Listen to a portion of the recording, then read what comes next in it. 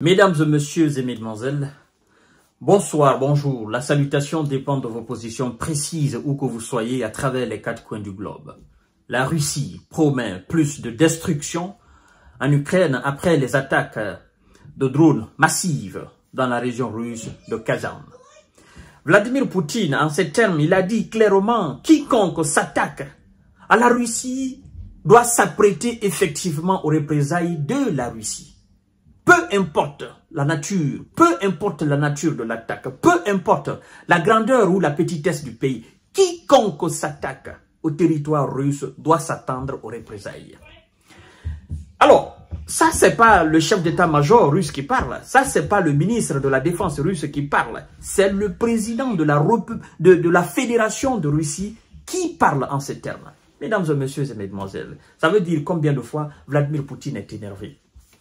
Et vous voyez les images, ça s'est passé à Kazan. La vidéo est là, mais je n'ai pas le droit d'utiliser la vidéo, je n'ai pas de droit d'auteur là-dessus. Donc il faut éviter ces problèmes-là. Mais on voit clairement des drones. Spécifiquement, on identifie un drone qui va s'attaquer à un immeuble résidentiel dans la ville même de Kazan. On voit effectivement l'impact. Vous voyez l'impact, c'est pourquoi j'ai fait la capture de l'image.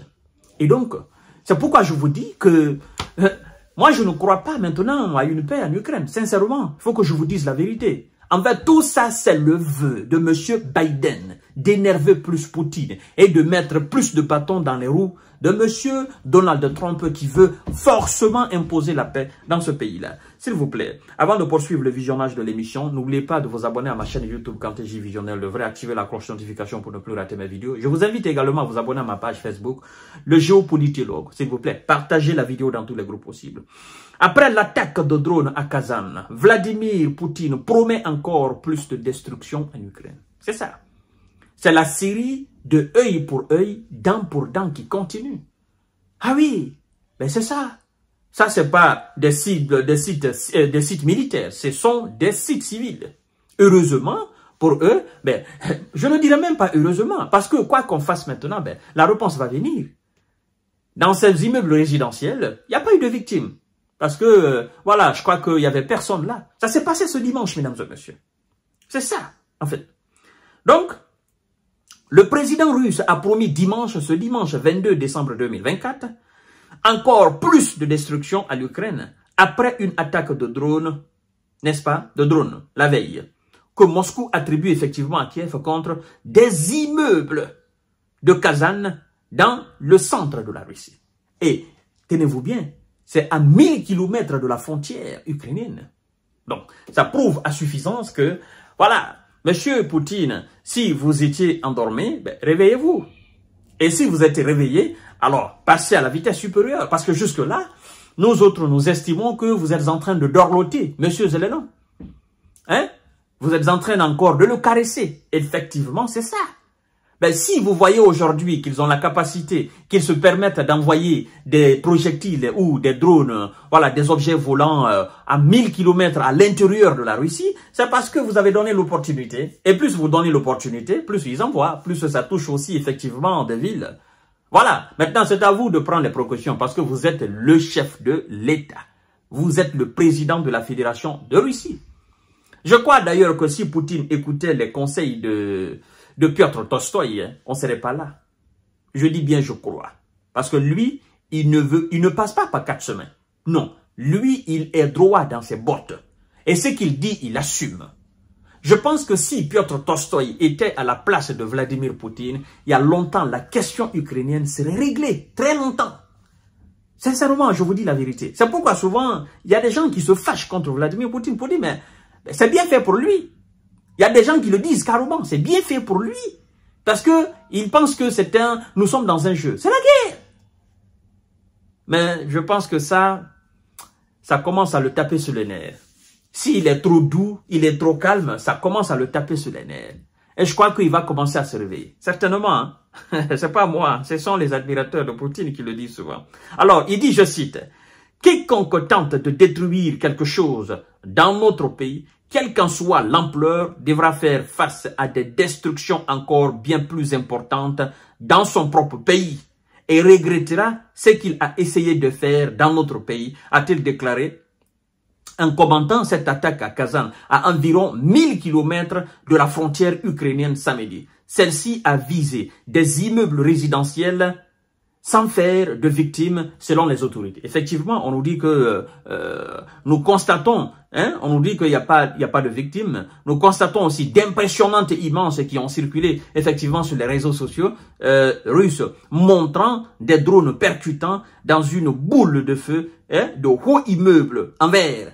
Donc, pour le moment, même si Zelensky ne réclame pas, ou même si ses services spéciaux ne réclament pas, même si son armée ne réclame pas, on sait que c'est eux. Qui va oser le faire? C'est pas la Pologne, c'est pas la Roumanie, c'est pas la Lettonie, c'est pas la Slovaquie, c'est pas la France, c'est pas la Grande-Bretagne. Non, ce sont eux qui envoient des drones. C'est ça, en fait. Si c'était des missiles, on se serait dit, oh non, ce sont des spécialistes américains tapis dans l'ombre quelque part à Kiev ou en Pologne qui ont visé le territoire. Ça, ce sont des drones. L'armée ukrainienne utilise aussi des drones. Cela ne date pas d'aujourd'hui. Ce sont eux-mêmes qui ont commencé l'utilisation des drones. Et donc, dans les jours à venir, je ne sais pas, ça va se passer ce soir, ça va se passer demain, ça va se passer après-demain, je ne sais pas ce qui sera donné comme réponse à cette attaque-là. Mais je crois fortement que la réponse ne sera pas une petite réponse. Oui, parce que Poutine l'a dit avec un ton très amer. Il est très mécontent, très mécontent. Voilà, donc c'est pour dire encore une fois, c'est vrai, nous ne sommes pas loin du 20 janvier. Et vous voyez, depuis un certain temps, c'est-à-dire plus le 20 janvier approche, c'est-à-dire la date à laquelle M. Donald Trump va prendre ses fonctions à la Maison-Blanche, plus la date s'approche, plus Zelensky et ses alliés occidentaux augmentent des attaques. Ouais, vous allez constater, demain encore, ils vont faire autre chose. Jusqu'au 20 janvier, ils vont toujours essayer de faire. M. Biden l'a dit. Je vais mettre M. Zelensky dans de meilleures conditions, n'est-ce pas, avant la fin de mon mandat. Et c'est ce qu'il est en train de faire, là. C'est ce qu'il est en train de montrer, là. Tapez, allez-y, envoyez des missiles, envoyez des drones dans toutes les villes. Allez-y même à 1000 km, allez-y même à 2000 km. Envoyez tout ce que vous voulez, détruisez, faites le maximum de bruit. Parce que en faisant cela, c'est le maximum de bruit. Et ça rend la tâche très difficile à M. Donald Trump. Voilà, mesdames, messieurs, l'objectif cherché, c'est d'énerver Vladimir Poutine. C'est pour qu'il fasse beaucoup plus de mal encore en territoire ukrainien et pour que le monde occidental commence à dire, continue à dire, oh non, vous voyez ce qu'ils sont en train de faire, machin, ce sont des attaques odieuses. Pourtant, ce que l'Ukraine fait, on ne voit pas ça sur le territoire ukrainien. Maintenant, la balle est dans le camp de Vladimir Poutine. C'est à lui de mesurer l'attaque ou de démesurer. C'est à lui. La balle est dans son camp. En tout cas, l'Ukraine a fait ce qu'elle avait à faire. Taper les immeubles résidentiels à Kazan, mais aussi dans d'autres régions. Voilà. Il dit que ils doivent s'attendre à plus de destruction. Nous allons voir ce qui va se passer. Je vous reviens tout à l'heure pour notre série d'informations décortiquage. Merci beaucoup, mesdames et messieurs. Partagez largement la vidéo dans tous les groupes possibles.